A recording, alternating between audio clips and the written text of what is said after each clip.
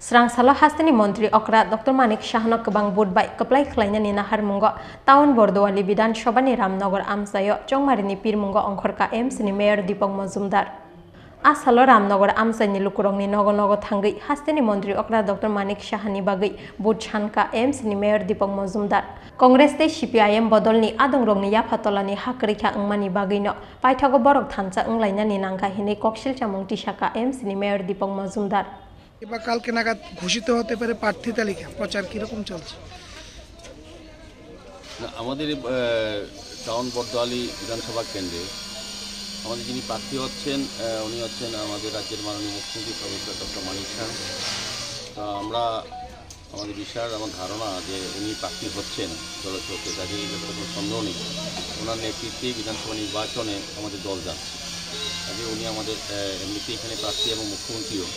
তো আমরা বাড়ি বাড়ি প্রচারে আমাদের রাজ্য সরকারের 5 বছরে যে উন্নয়ন কাজ হয়েছে এবং এই বর্দোয়ালি বিধানসভা যে কাজ হয়েছে 5 বছরে সেগুলি তুলে ধরে লিফলেটের মাধ্যমে মানুষের কাছে যাচ্ছি এবং ভারতীয় জনতা পার্টির পদ্ধতির জন্য ভোট দেওয়ার জন্য আবেদন রাখছি।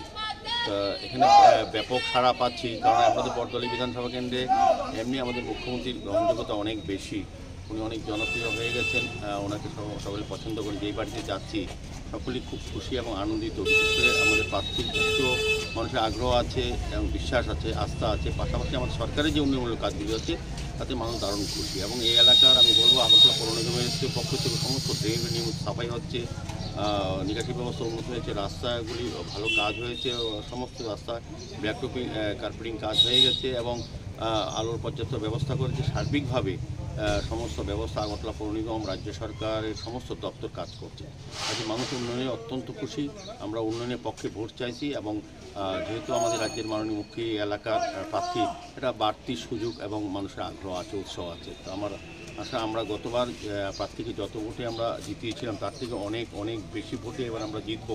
একটা কারণ হচ্ছে এই রাজ্যে যে অশুভ জোট হয়েছে বাম কংগ্রেস, যেটা বাম কংগ্রেসের জোট বলা হয়, তা মানুষ সিপিএমকে এমনি গত নির্বাচন 2018 নির্বাচন তার প্রত্যাখ্যান করেছেন রাজ্যবাসী।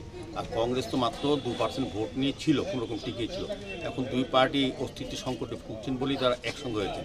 25 বছরে সন্ত্রাস এই রাজ্যে মানুষ দেখে। সিপিএম সরকার যখন ছিল 18 অবধি মার্চে, গত 18 মার্চে সঙ্গে সঙ্গে নির্বাচনের সময়, তখন তাদের টানা সন্ত্রাস, নির্যাতন, খুন, স্বজন পোষণ, দুর্নীতি সেটা মানুষ প্রত্যক্ষ করেছেন।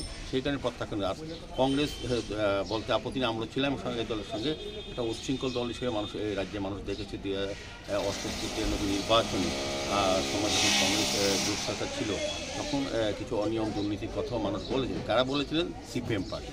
কংগ্রেসের বিরুদ্ধে আজকে যারা কংগ্রেসের নেতৃত্ব দিচ্ছেন তাদের পরিবার এবং তাদের রাজনৈতিক নিয়ে সিপিএম কিন্তু বলতো যে জোট আমলের সন্ত্রাস, জোট আমলের খুন, নির্যাতন, নারী কিছু কথা তুলে ধরতো।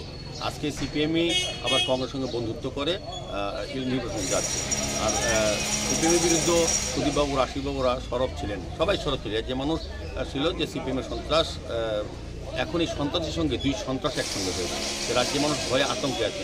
তারা আবার পুনরায় সরকার আসে তো এই রাজ্যে থাকা যাবে না। যেটা 2018 আগে এই রাজ্যে যে পরিস্থিতি ছিল, কোন সন্ত্রাসের পরিস্থিতি আবার কায়েম হচ্ছে। দেখেন যে কিছুদিন আগে এখন প্রতিদিন সিপিএম এবং কংগ্রেস মিলে তারা সন্ত্রাস শুরু করেছে, মানে যেটা আগে ছিল।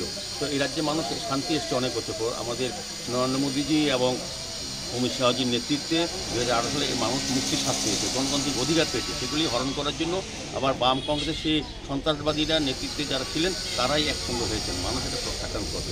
আজকে বাড়ি বাড়ি পথে যাচ্ছি, সবাই কিন্তু ওই আতঙ্কের কথা বলেছেন যে তাদেরকে আর ফিরিয়ে আনবেন না। আমরা মানিক শাহর নেতৃত্বেই আমরা চলতে চাই।